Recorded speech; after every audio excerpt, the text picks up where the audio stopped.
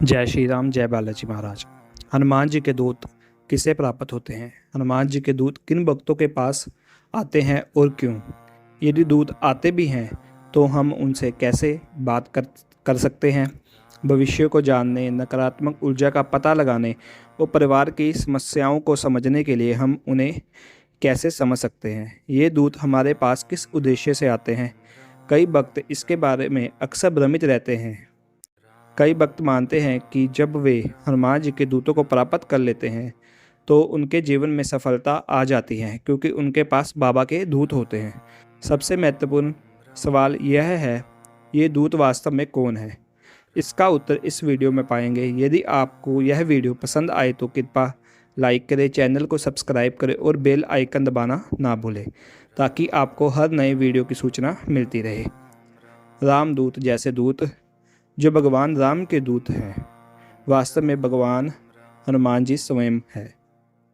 हनुमान जी को रामदूत इसलिए कहा जाता है क्योंकि वे भगवान राम के दूत हैं, जो किसी भी कार्य को करने वाले प्रमुख और सबसे शक्तिशाली दूत हैं। इसी तरह हनुमान जी के वीर योद्धा कौन हैं, हम उन्हें कब प्राप्त करते हैं और अपनी इच्छा की पूर्ति के लिए उनसे कैसे बातचीत करते हैं? अब ये दूत वास्तव में कौन है? मान लीजिए कोई व्यक्ति लंबे समय से बाबा का भक्त है और गहरी आध्यात्मिक ज्ञान रखता है। उसने अपने जीवन काल में बाबा की शक्ति और रहस्यों को समझने का प्रयास किया है और बाबा की कृपा से उसे यह ज्ञान प्राप्त हुआ है। कहा जाता है कि मृत्यु के बाद आत्मा उस देवता की श्रेणी में शामिल हो जाती है जिसकी उसने पूजा और ध्यान किया हो, तो आत्मा परमात्मा के आश्रय बाबा के आश्रय में चली जाती है, जहाँ उनके योद्धा और दूत उसे प्राप्त करने आते हैं। यह भी बाबा की कृपा से होता है। जब आप अपने घर में दादा वीर बजरंगबली की नियमित भक्ति करते हैं और सच्चे मन से अपने जीवन को सार्थक बनाने का प्रयास करते हैं, तो आपके शरीर में ऊर्जा की तरंगें उत्पन्न होने लगती हैं। ये तरंगें पूजा के दौरान अचानक झटके के रूप में महसूस होती हैं।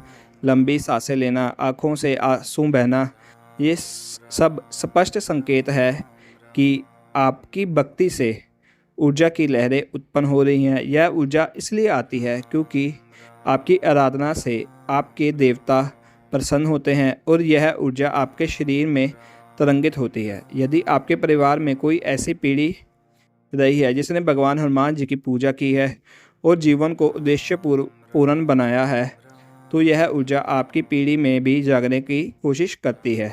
कभी कभी यह ऊर्जा आपके पूर्वजों के स्तर पर होती है और कभी कभी यह परमात्मा की कृपा से और हनुमान जी की अपनी शक्ति से आती है। मान लीजिए आपके मोहल्ले में कोई मंदिर है जहां वर्षों से हनुमान जी की पूजा होती है। यदि आप वहां चोला चढ़ाकर सेवा करते हैं तो आप उस मंदिर की शक्ति और उसके योद्धाओं अर्थात वहां के दूतों की शक्ति को प्राप्त करते हैं। यह आपको आपके धार्मिक कर्तव्यों को पूरा करने में सहायता करता है।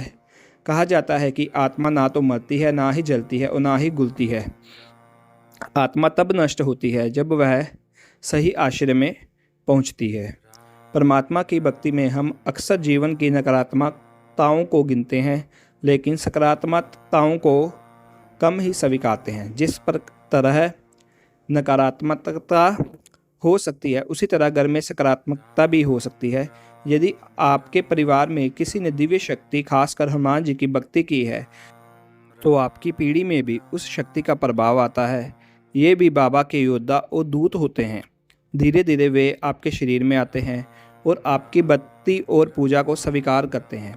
इससे आपका शुद्धिकरण होता है और पूजा के दौरान एक आभा बनती है, जिससे आपके शरीर में ऊर्जा की तरंगें प्रवाहित होती हैं। यह ऊर्जा भक्ति की शक्ति है। कई बार जब हम पूजा करते हैं तो जो से जय जय सिया राम, श्री राम, जय जय राम का जाप करते हैं और आंसुओं की धारा बहती है। एक दिव्य ऊर्जा की शक्तिशाली लहर हमारे चारों ओर होती है, तो अतः हनुमान जी की ही होती है।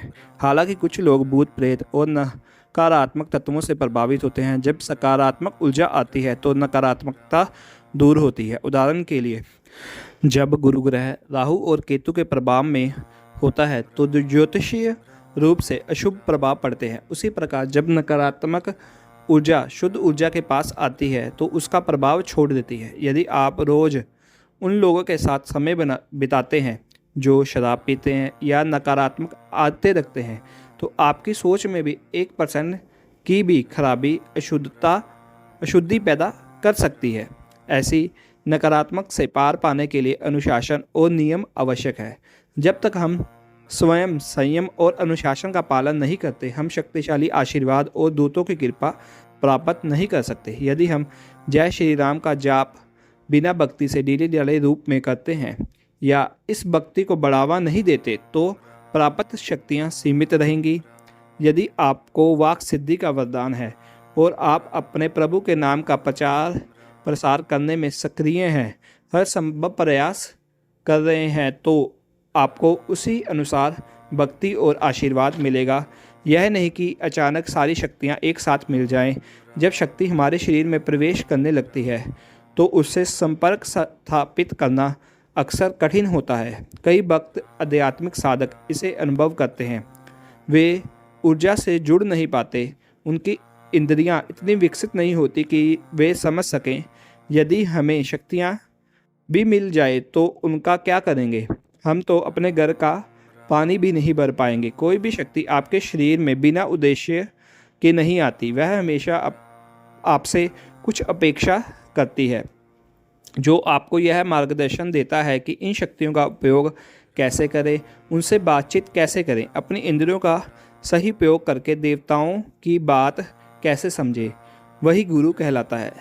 जब आप इस प्रकार की शिक्षा लेने लगते हैं तो गुरु के माध्यम से यह प्रक्रिया तेज हो जाती है। सबसे महत्वपूर्ण बात यह है कि दूत अहंकारी लोगों के साथ कभी नहीं रहते। यदि कोई अपनी भक्ति और शक्ति का घमंड करने लगे या गलत आचरण करे तो शक्ति उसे दिखाती है और उसके अनुसार प्रतिक्रिया देती है। जल्दी या बाद में उसे उसी प्रकार का फल मिलता है। कुछ बातें संवेदनशील होती हैं और चैनल पर खुलकर समझा नहीं सकता, क्योंकि बहुत से लोग चीज़ें कॉपी कर लेते हैं। इसलिए कुछ बातें रहस्य बनी रहनी चाहिए। यदि आपको यह वीडियो, यह जानकारी अच्छी लगी तो कृपया इसे कम से कम 10 लोगों के साथ साझा करें, ताकि हनुमान जी की पूजा करने वाले भक्तों का विश्वास बढ़े और वे बाबा की अधिक प्रशंसा कर सकें। तो मेरे साथ कहिए, जय श्री राम, जय माता की, जय सीताराम, जय हनुमान।